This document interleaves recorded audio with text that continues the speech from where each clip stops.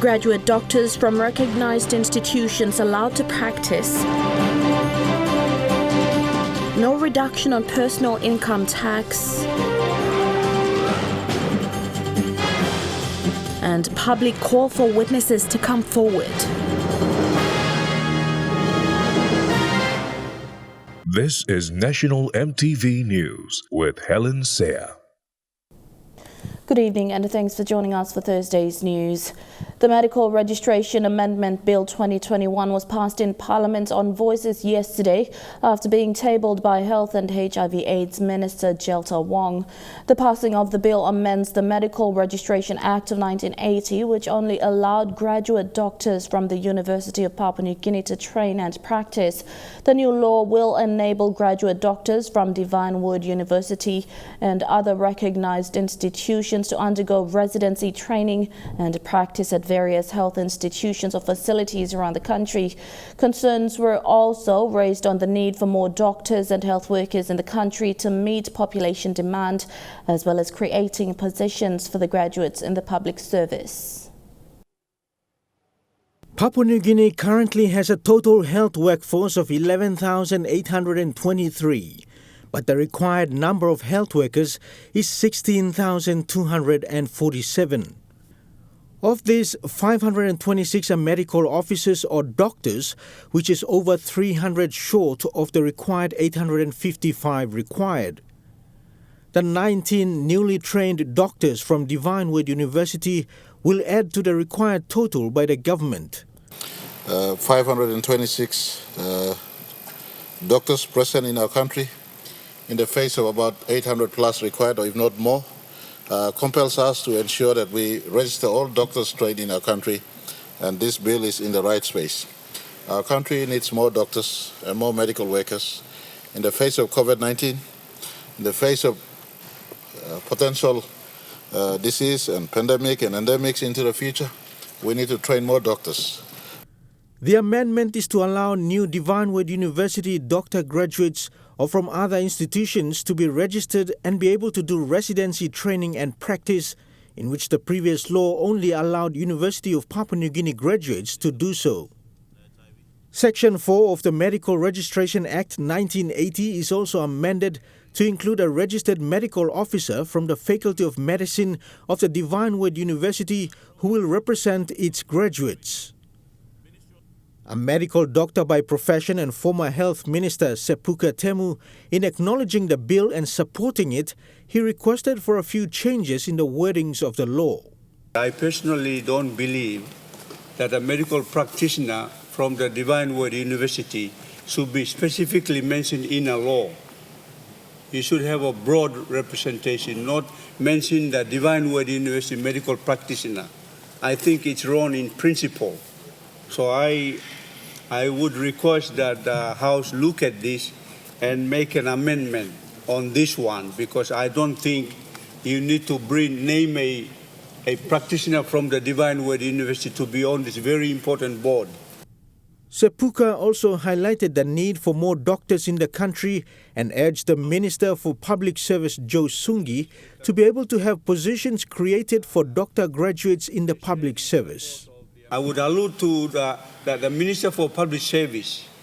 In the olden days, when we knew how many graduates would be coming out from the medical school, the Department of Personnel Management established those positions. So no medical student graduating is waiting for positions to be created. That provision was removed. So I strongly suggest Minister for Health and Minister for Public Service, who understands, both of you understand the system, to create positions the year before they graduate.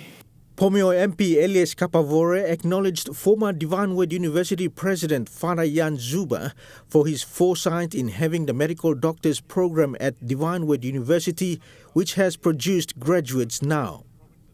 Apart from Divinewood University, MP Kapavore also shared concerns for the University of Papua New Guinea's medical faculty. For the government to continue to support the University of Papua New Guinea, especially under the School of Medicine and Health Sciences, to be a standalone entity, so they can focus to making their own arrangements, coming up with their own structures, so that they can become under the autonomy program, so they can concentrate and focus on many of the things that they want to do as a university in the future. In that regard, they can also improve and increase the number of medical students and other cadres of health workers coming out from the medical faculty. Health Minister Jelta Wong, in tabling the bill, advised Parliament that following the amendment of the Medical Registration Act 1980, the National Department of Health will continue to work on the Health Practitioners Bill 2021. Public Services Management Amendment Bill 2021. Komomagarima MP Manasseh Makiba raised concerns on money laundering in PNG's banking sector today in Parliament. MP Makiba reflected on an article released by the Australian Financial Review and a statement based on investigations by the Financial Analysis and Supervision Unit under the Bank of Papua New Guinea over recent months. Bank of PNG Governor Loiba Kani also issued a statement challenging FASU's statement. This was regarding money laundering concerns in relation to the largest commercial bank in the country, BSB Financial Group Limited. Mr. Speaker, according to the FASU's media statement published on the 12th of July, FASU carried out 2 sets of investigations on BSB on allegations of money laundering in 2019 and presented a report of the findings of breaches of the anti-money laundering law to BSB with directions of regulatory actions to be taken by BSB to rectify the breaches of the money laundering law. Mr. Speaker, among other findings, I want to stress this. The main findings of FASU's investigation was that FASU identified 8 high-risk customers of BSB had engaged in money laundering activities wherein large sums of money in millions of kina were transferred to a politically exposed person. I repeat, politically exposed person. And also a customer who had international allegations of money laundering. Mr. Speaker, the public was shocked to learn of a media statement made by the Governor of the Bank of PNG in disassociating or distancing the Bank of PNG from the public statement made by FASU a day earlier on. The Governor of Bank of PNG statement said that, and I quote, "The use of BSB logo was not authorized and the statement was not endorsed or approved by the Bank of PNG. And the biggest concern by the public is the position taken by the Governor, and I quote, BSB is sound and meets all regulatory requirements and standards under the Banks and Financial Institutions Act." Mr. Speaker, I ask the question, if the Bank of PNG through its governor is denying FASU's report over BSB's allegations of money laundering, whose interest is the Bank of PNG, the regulator of financial institutions in this country, protecting and serving? Is the Bank of PNG protecting the integrity of PNG's financial system or BSB's interest? Or is FASU an unregulated rook institution within the Bank of PNG? The Parliamentary Committee on Broadcast is now allowing electronic media to broadcast parliamentary sitting beyond the normal question time. Deputy Speaker Connie Iguan, when informing Parliament of this decision, said Papua New Guineans will now be able to watch on TV or hear on the radio the tabling of bills, a presentation of ministerial statements and grievance debates. Prime Minister James Marape on his social media Facebook page said this is in line with the transformation and accountability to Papua New Guineans under his government. Prime Minister James Marape says the personal income tax cannot be reduced until 2025, making the statement in response to questions from North Fly MP James Donald in Parliament. The Prime Minister says this cannot be done in 2021, but possibly when the economy picks up in 4 to 5 years' time. Probably ask the Prime Minister, do we have, as a government, being a sovereign nation, after considering all the issues surrounding our people, the hardship we all are facing, even there's a high class of people who earn high income, and middle and the lowest who are probably low income earners. Now, if I ask a question that, do we cut down the personal income tax rate we need to consider what would be your stand as a Prime Minister to address that with the current situation we are facing. Because you may say I'm having cash collection and all that, but what I think is that we should cut down the tax of personal income tax for everyone, reduce it down to half if it means, and what we can do is we can put up a mechanism to collect the envelope, because the moment you cut tax and you give the purchasing power to our people, there's more spending, and our people will have enough money to spend. And that's what I think we should do, and I'm proposing. Personal income tax, corporate tax, and GST have a triple main taxes where we current country limit today. Now this triple taxes, we do acknowledge him that in the last few years, personal income tax and we go come up number one tax in as far as this triple classification of tax is concerned. And minimum small wake up limit only current country tete. And this line of thinking is good for our country. However, at this stage, we cannot afford to make this very critical call as yet. The demand on money, long servicing or development aspirations, as well as recurrent aspirations limit of country, and we almost now hit him also 17, 18, 19 billion low one year. That's all actual money we collect him in our country today, and we sit on around 10 to 11 billion kina. You're watching National EMTV News. We'll have more stories after these messages. Stay with us.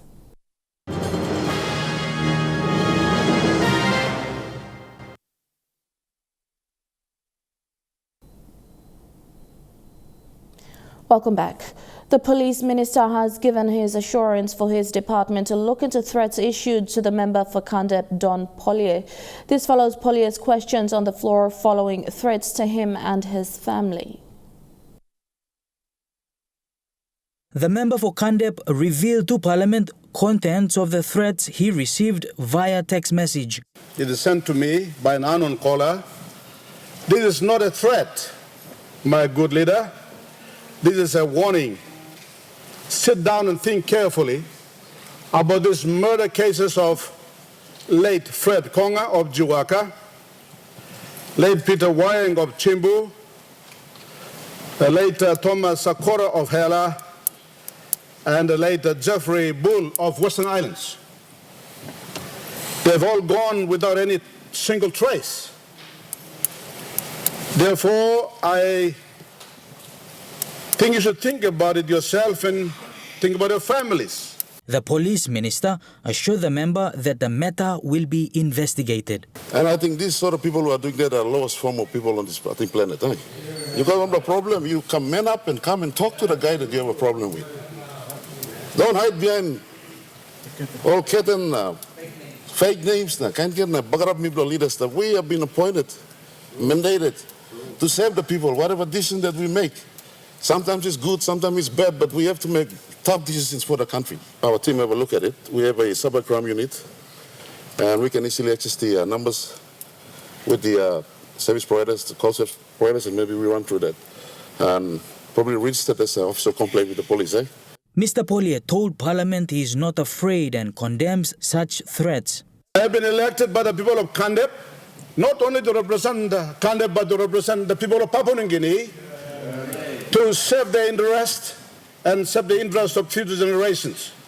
People on the crooked path of life will not threaten me. This is not the first time threats have been issued by unknown members of society on members of Parliament. The governor for Medang, Peter Yama, also spoke of his outstanding complaint from 2017. Bradley Valenaki, National EMTV News. Parliament was interrupted today after audio problems prevented further questions from the House during question time. The problem arose when Treasurer Ian Langstakis' mic stopped working while he was attempting to respond to questions from the member for Komo Magorima Manasseh Makiba. Mr. Makiba's questions were based on the Financial Analysis and Supervision Unit of the Bank of Papua New Guinea report on BSP. Parliament was suspended indefinitely, but after more than 30 minutes, Speaker Job Pomat suspended the meeting until 10 a.m. tomorrow. Of Harimi without the system. You may got issue of system below you may now. There's a sound system. So It's on. lo despla. He got issue of sound system. You will Harim will send me talk. The question is that this motion be agreed to. Motion is that the Parliament be adjourned to 10 o'clock tomorrow. Okay. No. The question is that the motion be agreed to. Would those in favor say aye? Aye. Those against say no? No. The ayes have it. Parliament is now adjourned to 10 o'clock tomorrow morning. And tomorrow's Parliament sitting is the last sitting of August before the budget sitting towards the year end. The general public in Port Moresby is rallying behind a teenage girl, calling for eyewitnesses of the abduction and rape to come forward. Dozens of people went on social media expressing disgust over the alleged kidnap and rape of the 15-year-old girl on Monday morning. They're even asking for the PMV bus driver and crew to come forward. All this as police await the medical report from the hospital. When Miss Elizabeth shared with us the story of a teenage relative who was abducted and raped in broad daylight, many people sympathized with her. A shocking revelation to the public in Port Moresby as the week started. It sent shivers down every parent's spine and woke them to the reality of the dangers lurking in a growing city. A teenage girl was abducted by a group of men boarding a PMV bus at the Waigani Central Tunnel and redirected the bus to Hohola, where she was forced out and onto a hill and sexually assaulted multiple times. As retold by Aunt Elizabeth, the young girl, using her cardigan as a skirt and wearing a small top, walked from the site of the incident all the way to her at Murray Barracks, as her house was the closest. Port Moresby residents took to social media, expressing resentment of the alleged crime and are now calling on eyewitnesses to come forward based on the girl's story, also asking the driver and crew of the PMV bus to give witness statements. This frightening recount has the public also questioning the city authorities' effort in providing a safe space for everyone. In defense, NCD Governor Post Pakop says NCDC does operate school buses and MarySafe buses in the city. Police have also been criticized on the lack of urgency to this matter when it was first reported on Monday. Police are now waiting for the medical report from the Family Support Clinic to take the next step in their investigation. The government continues to get support from the private sector for the vaccination rollout across the country. Today, catering outlet Big Rooster was present at the Rita Flynn Court to show their support. The private sector is supporting the government's initiative to get citizens of the country vaccinated. Today, Big Rooster came on board to support the vaccination rollout under the National Capital District Provincial Health Authority at the Rita Flynn Netball Courts. Starting Monday, those who come in for vaccination will be given a food voucher. The campaign will be run from 23rd of August, next Monday, and run until 8th of September. Anybody who arrives at Rita Flynn for vaccination, doing the first dose or second dose, will be given a voucher which we show here, which can be then presented to any of the Big Rooster shop in Port Moresby, and they get the Big Rooster meal. Deputy National Pandemic Response Controller Dr. Downey Ashram encouraged other private sector companies to get on board the vaccine rollout campaign. He said they can do that by going through the Boroko Rotary Club.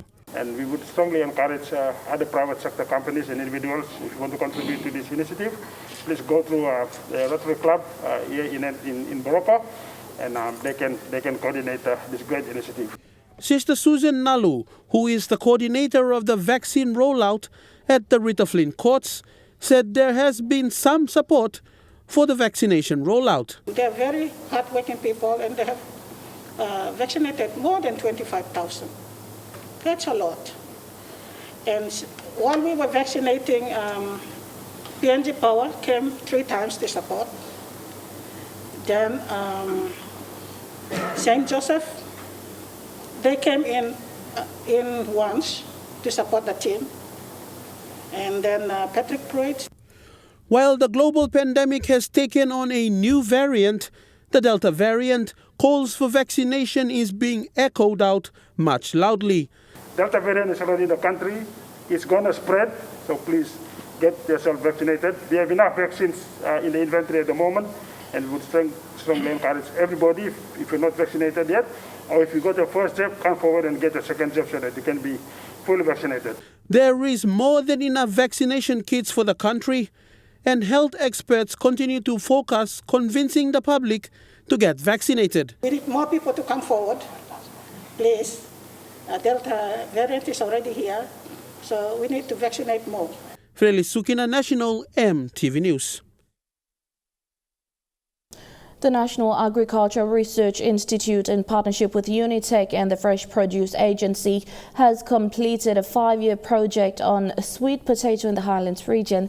The project involved training sessions with selected farmers to develop improved crop protection and options to increase production. Nari hosted the final review of the project yesterday at its 11 Mile Centre in Leh.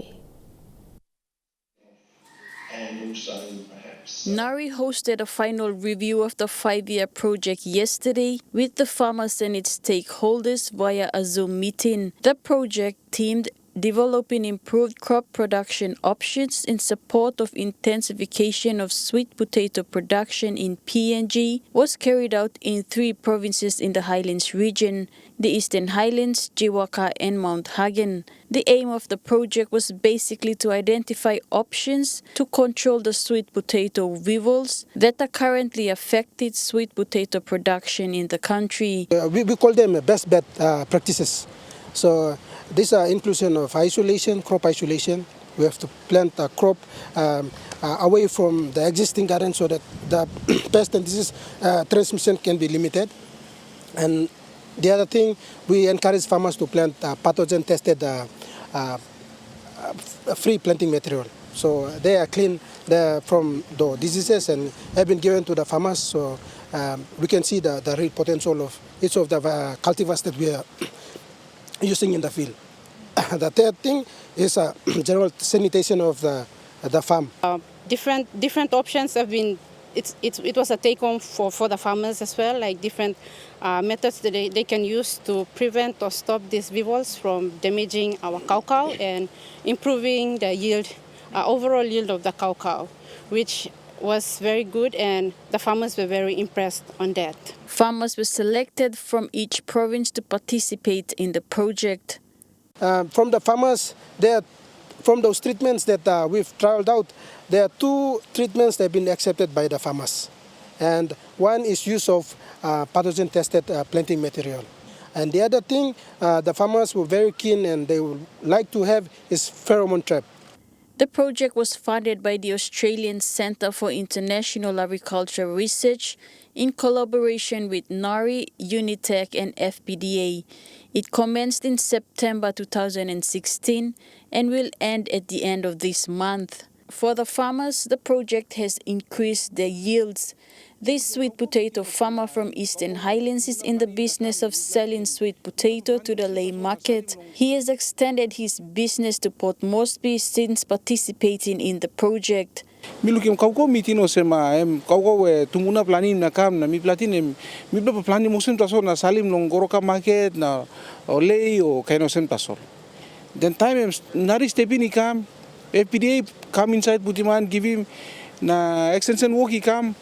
All pani mi looking mosem kau mi looking mosem one la business now. The project was also a learning experience for the NARI officers who started out as juniors 5 years ago. Charlene Airy, National EMTV News, Leh. And now looking at the NASFund market report, the kina closed unchanged at $0.2850 in the interbank market. At Bank South Pacific, your kina will buy $0.2775 $0.3792 Australian dollars, $0.2289 euro, and 29.85 Japanese yen. Looking at commodity prices at New York close, gold is trading lower, coffee, cocoa, and copra closed higher. Crude oil is trading lower, palm oil and copper closed lower. And on the stock market, the Dow Jones closed at 382.59 points lower. The ASX 200 is trading at 24.45 points lower, and the All Ordinaries is trading at 21.87 points lower. National EMTV News continues with more stories after these messages. Stay tuned.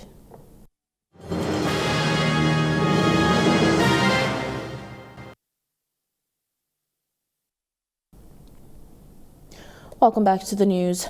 The only elementary school in the Gobadik area of Nawai District, Morabe, will be elevated to a primary level.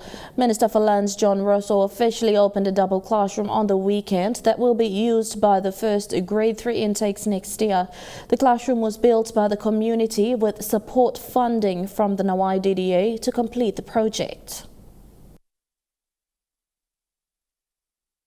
This is Gobadik Elementary School in Nawai District. It is the only elementary school in the community that has been serving over 200 children for almost 15 years. There are no primary schools here. Once the children complete the grade 2, they have to walk for several hours, cross the fast-flowing Marambi River to get to the primary schools to continue their education. 64 musim performan play bin buruk sambla ko botibam amba primary sambla ko igam primary school na sambla bin ko robu still ose mi bin wokim no pigni now still roglong but bin the blood bin no ko potato bin ro ko stop it so now ose na mi like school bin so our system bin must cut down come back the place straight na school. According to the school's former board chairman, a lot of students lost their lives while crossing the river.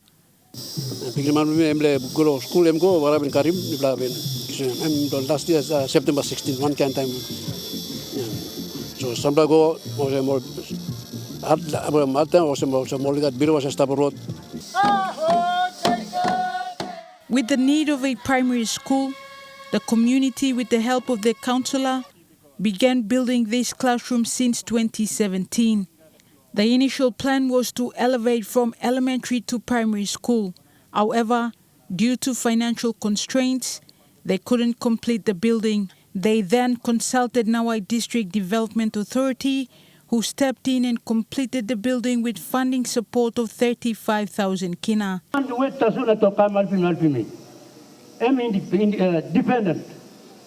Independent, you work in finish, eh? You work in classroom finish, now you like education, so you work in finish. You like in school, primary school, so you work in finish. Legally, after so you ask him, member, you come, na give him man.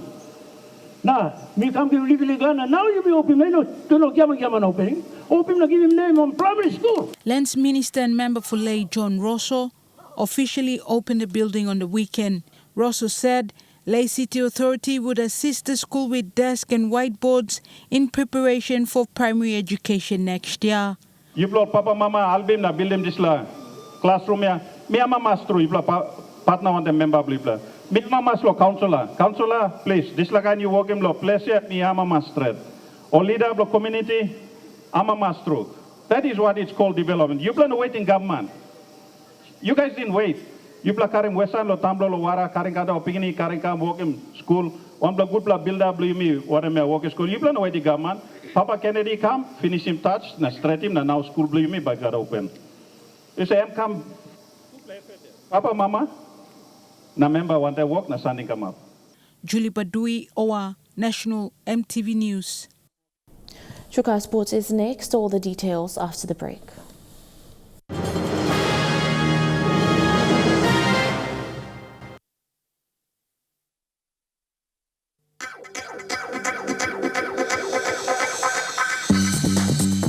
True Kai Sports.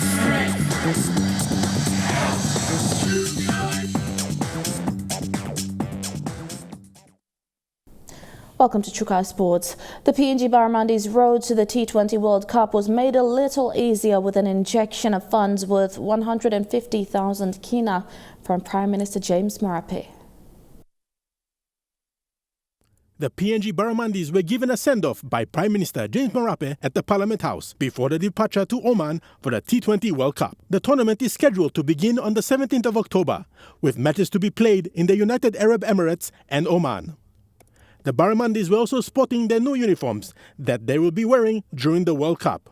Prime Minister Marape also presented a cheque worth 150,000 kina to assist the Barramandis in their preparations for the World Cup. PNG is placed in Group B with Scotland, Bangladesh and co-host Oman. We have a little contribution to make from the National Gaming Board, but look, we're only a phone call away. If there is anything we could do to ensure your travel, your stay is given the support it needs for this event, but not just the event, but coming back to ensure cricket is not just at this level, but we carry on to make it part of a sporting feature in our country. And let me correct many perceptions that we are a nation of just rugby league, or we are a nation of just one or two sport. Sport has now been elevated to its rightful place as a possible career outlet for many Papua New Guineans. Huxley Lovai, Chukai Sports. And that ends Chukai Sports. The weather details coming up next. Chukai Sports.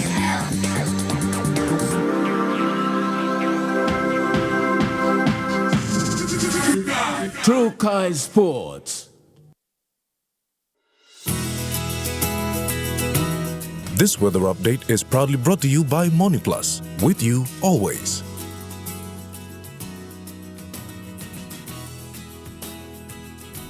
A look at the weather forecast for tonight and tomorrow in the southern region.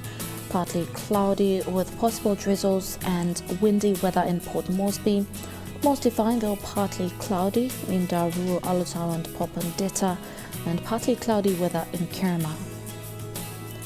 In the Momasi region, mostly fine though partly cloudy with possible morning fog and drizzles in Lae. Mostly fine though partly cloudy in Medang, and mostly fine weather in Wewak and Whanimore. In the New Guinea Islands region, partly cloudy with possible brief showers in Lorengau and Kavieng. Mostly fine weather in Kokopo and Rabaul. Fine though partly cloudy in Kimbe and Buka. And in the Highlands region, partly cloudy with possible rain drizzles, then morning fog right across the region in Mount Hagen, Goroka, Kundiawa, Mindi and Wabeg.